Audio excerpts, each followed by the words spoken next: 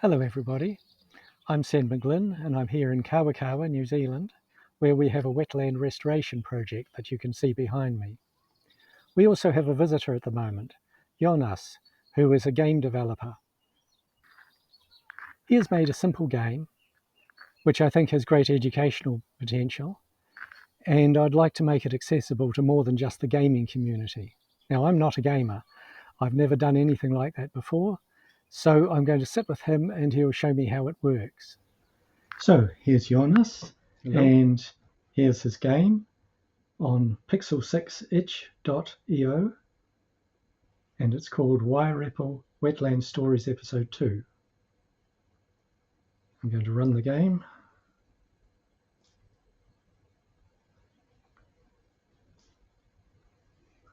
And I'll put it on full screen.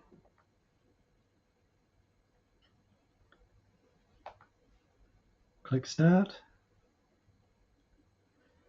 And it tells us this wetland has been used as a dump for decades. It was overrun by invasive plants that formed a thick layer over the water. And what we see is a field here of tiles, and on the left is a stack of cards. This blob that reminds me of COVID is supposed to represent the globe with things growing on it, and it's the back of a card. If you click on that, the card turns over, and it gives you an option, in this case remove. Now in the field I see different things. This one on top left is Wairepo, is that? No, this is an invasive species or plant, so it's might be sweetgrass. What the idea is, yeah. Okay, so that's one of the invasive species. This is an invasive species that's gone further, is that right? Exactly, it has several stages. Yeah. Okay, and this thing that looks like a vine is a vine, I take it? Yeah. Right. And down here, what's this one? This is rubbish that is dumped in the wetland. So you have to clean it up before you are able to plant other things. Right. And this one must be more rubbish? Exactly. And that one is even more? It's a big pile already. Right. Okay, what else can we see? There is a very little spot of shallow water. Yes. And that's exactly the first step you have to take care of to, in the end. So the idea is of the game to plant several trees that survive in the water and renaturate it. And so this would be a spot where you can start planting when you get the card planned. Right, so I'll take my remove card and I'll remove something near the good spot.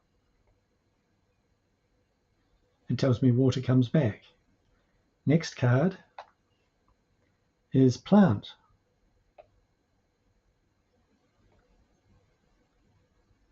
Planted a seedling, but it still needs care. Next plant is the neighbour has dumped a lot of rubbish 4 times. So, this actually happened, by the way, in our real wetland, but we're playing the game now. So I noticed that the rubbish card has moved down to this bottom stack. I'll come back to that, I think. Remove. Now I can choose between removing some of that rubbish or removing some problem near to the plant I've planted. I'm going to go for this.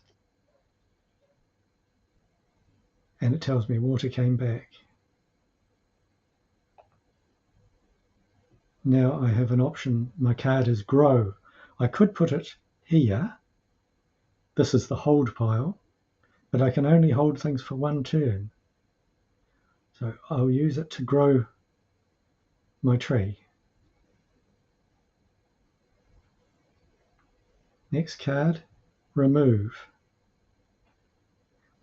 What's this one again, Jonas? This is also rubbish. I thought of, if you look closely at it, it might be a little car or some. Ah, yes. Well, we did have cars in our wetland, among other things. Right.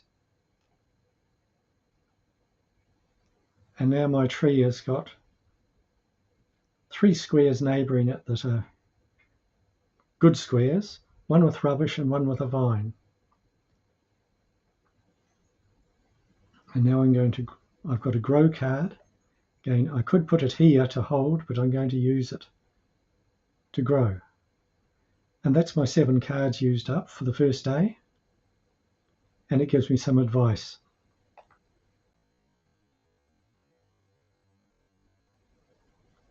And then the result of that is calculated, and we can see the vines keep growing. It's very realistic. So if you don't keep at it, they will take over. First card, remove. Now my strategy is going to be to remove things near to the tree I've planted, and especially to remove the ones that grow. Actually, Because maybe one hint, the remove card can remove everything. So you have to be careful not to remove your own plants.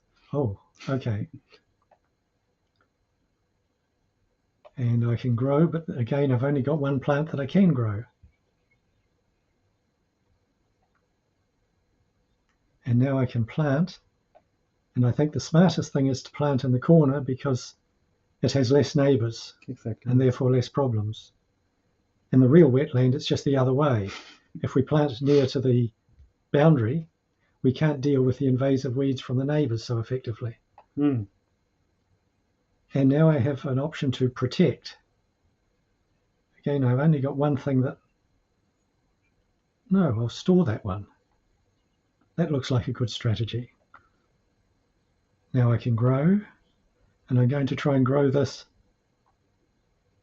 towards the stage where it's big enough so it doesn't need protecting anymore. I'll remove a vine. Last card. I'll remove some rubbish. Now I've got a corner that's looking quite safe. Now what can I protect? I think I better protect some water. And this square looks the most in danger. And it tells me I've finished the day. Yeah, the water survived. And Right. your plants as well, so it was good. Right. And that's how it works. So there's much more to find out, but I'm sure if you just play it, you'll find it. Okay? Yeah. Thank you. Maybe you want to do one day again, so we can show a little Okay. development. So you can plant or hold another card. And then now if you get the grow card, let's see if you can try to grow your tree to a final state. And is this the final stage? Yeah. It gets colour when it has reached the end. Exactly. And now it can't be changed anymore through bad weather or other plants. And when you reach the end of the day, we have a little extra we can show.